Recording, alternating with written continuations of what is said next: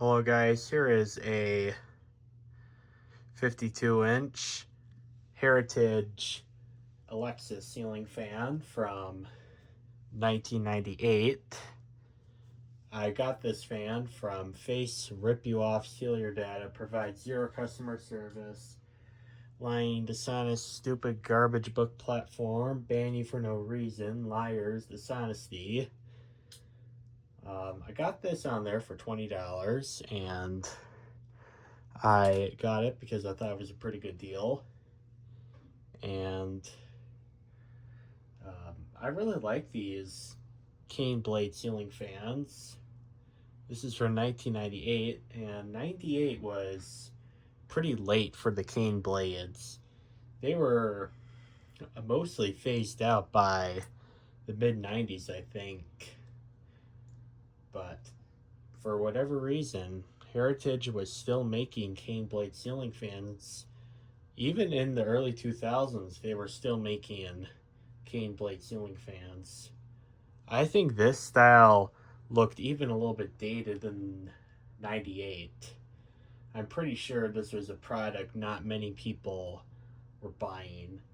Or if they were buying it for like a paneled room, because cane blade ceiling fans would look great in a paneled room in my opinion. So yeah. This fan right here, I know I'm going to get a lot of people in the comments box saying, oh, Heritage is such a horrible brand. Well, here's the thing. I don't think Heritage fans are bad at all. And here's why.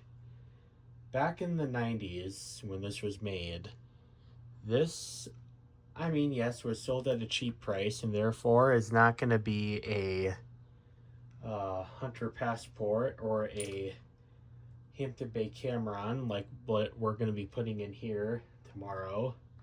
But this was sold for a pretty cheap price. I think these were sold for around $40 or $50 or $60. It's somewhere in that ballpark or that range. And uh, while you can't really expect much performance the purpose of a fan is to move air and make you feel more comfortable, and this absolutely does that. And one of the concepts of fans this prices is it may not be particularly quiet. This one, it does hum a little bit on the startup sounds on high, but once it gets going, it kind of goes away. And if it ever does make that noise, I can tolerate it because the air conditioner is just going to override the noise from the fan. And another thing is it may not last all that long from economy grade products. And while there are some economy grade fans that I would say are horrible and they don't last very long, even before 98, Heritage fans, I see them all the time.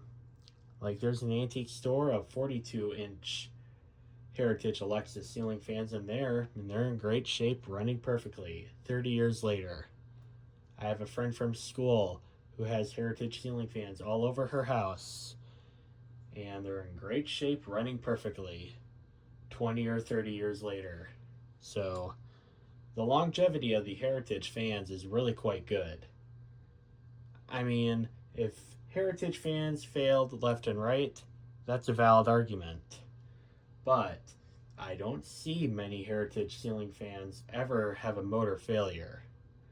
And even if that was a factor, I see them fail about as often as I see other fans fail. There was a Heritage ceiling fan that I have. I think it's a newer Spectre model. It's new enough to be under the name Seabrook Hill. And the motor was defective in the box, but in the same respects, I have a Regency Marquis, and that one, the motor was also defective in the box. So, and Regency was a higher end brand. So, I've only seen one Heritage fan failure before, and even then, that's for the amount of Heritage fans I see, that one motor doesn't really change my opinion on the reliability of these. So, yeah, I have no reason to believe these fans are bad at all. While these are certainly not the best fans out there, these are better than some models that I know of. Like, I mean, fans that I would consider are bad and that I would say are perfectly reasonable to not like would be the Panama gear driven fan. That one wasn't very reliable. And anything from the friction drive series from late 70s, early 80s, such as the Emerson or the Sears or the Newtone.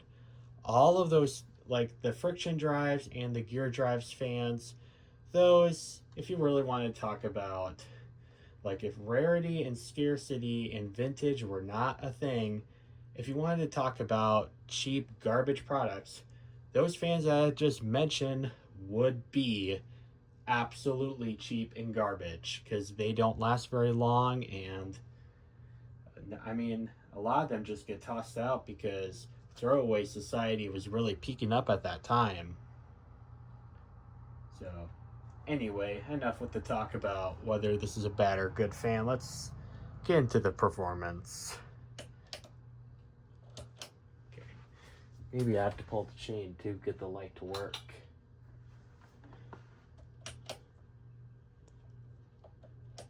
The heck? There we go. Now we got the light to work. I'm using 25-watt incandescent bulbs. And I'm using 3 different colors because I thought I would add a pop of fun. And here it is on the dimming. Of course it's great because they're incandescent bulbs. And I'm going to turn the fan on. We're going to start on high.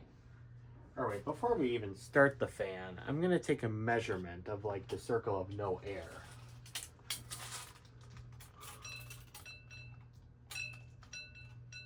Okay, so our circle of no air is going to be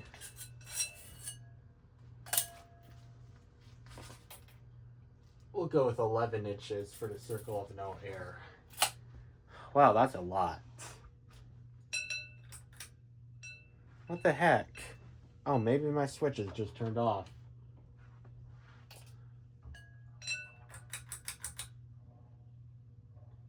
Here's high. And as you heard, it did make a little bit of a noise when it first started up, but there it goes away.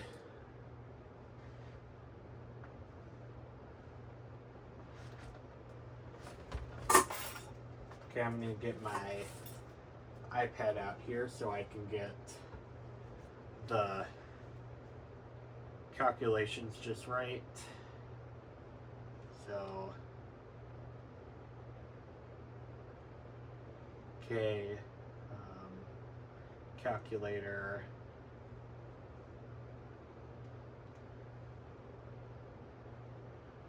So,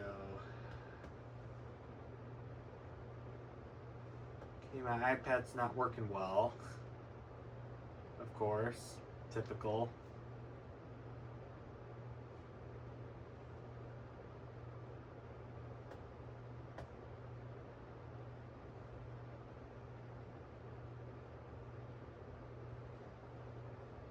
This iPad is 10 years old, so it's not going to work at its best.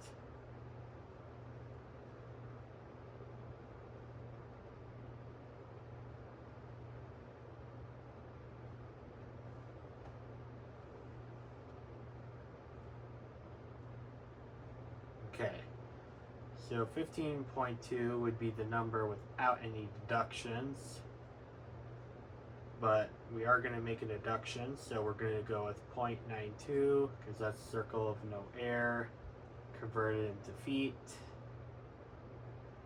and squared times pi. I need to find the pi button.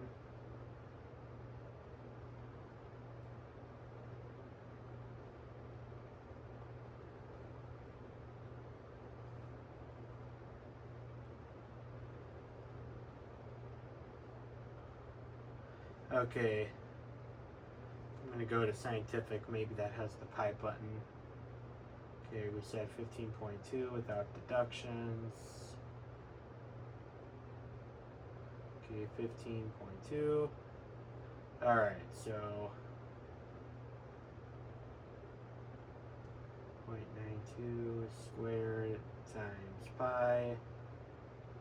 That's going to be 3.1 for the area. So 15.2 minus 3.1, 12.1. Hold on, this doesn't seem right. Okay. 0.92 squared times pi. Okay, 2.7. That seems a lot more reasonable. So 15.2 minus 2.7. 12.5 is going to be our area. So let's get a wind speed rating here.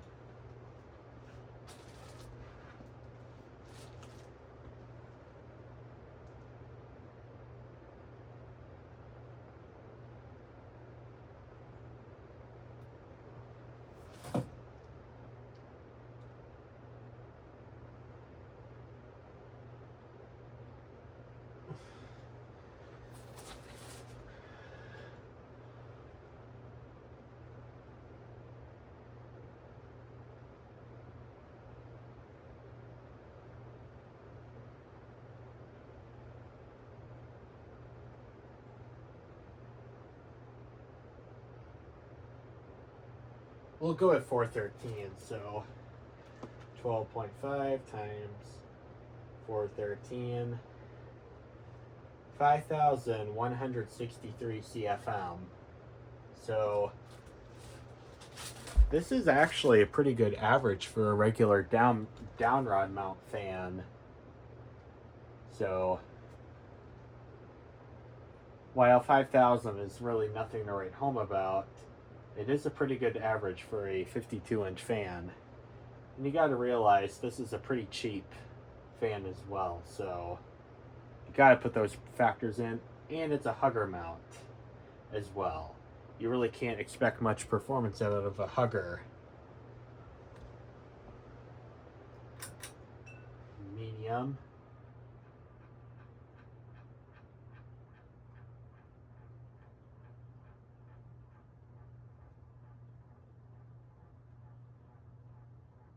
It is wobbling a little bit on medium. And it is making a humming cyclic hum on medium. It didn't do that on high, but if I was using my 4-speed wall control, which I do have this hooked up to, you likely will be able to get a lower speed without the cyclic hum and just keep the pull chain on high. Anyways, let's get a wind speed rating for this. For medium.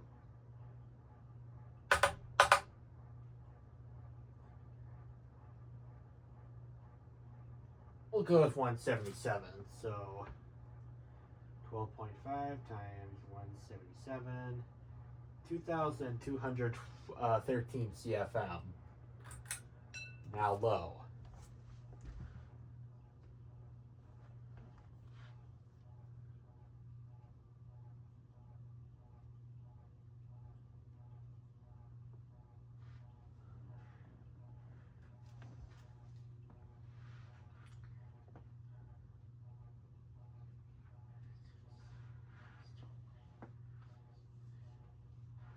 Okay, let's get a wind speed for low.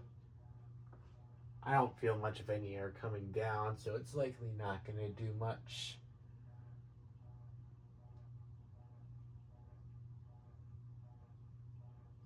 Yeah, I can't get a reading for low, so medium is about 2,200 CFM for medium, and then high is about 5,100 CFM. So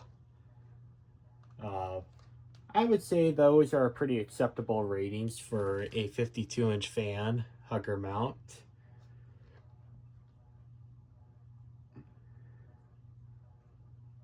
Now, this fan right here was probably, as I said, about $50 back in 1998, which is pretty cheap.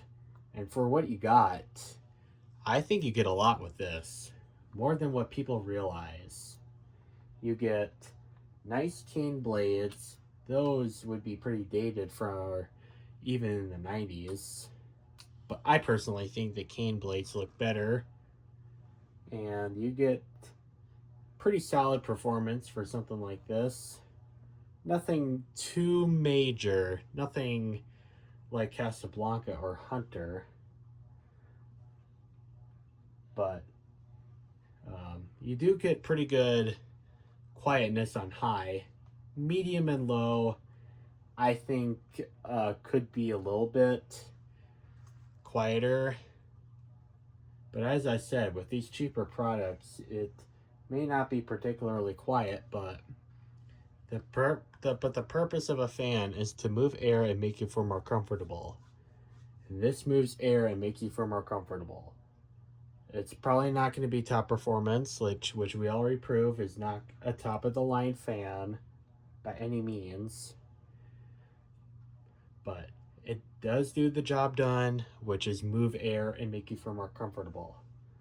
Now, on low, even though the ionometer was slacking off, I personally think this would be adequate airflow for me.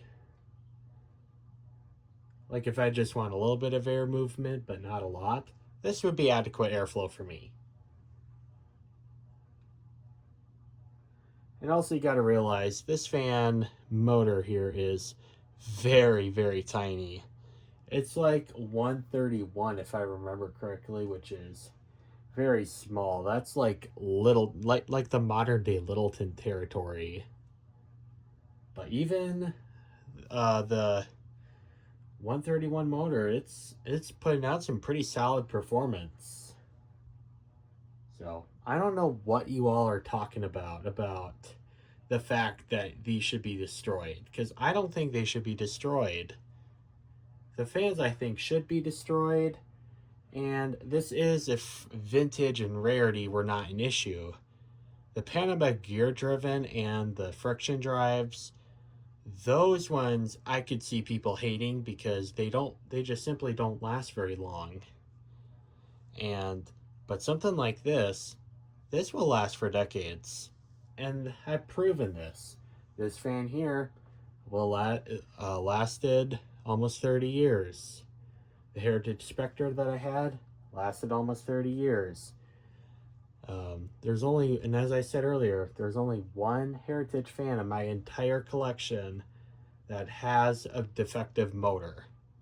But even then, I've seen more expensive brands have defective motors right out of the boxes as well.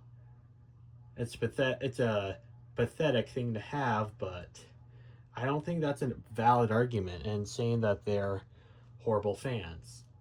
Because I see Heritage fans all over the place that are 20 or 30 years old and they're still working perfectly. Alright, I'm going to turn this thing off, and I hope you guys enjoyed the video, and thank you guys for watching. Bye.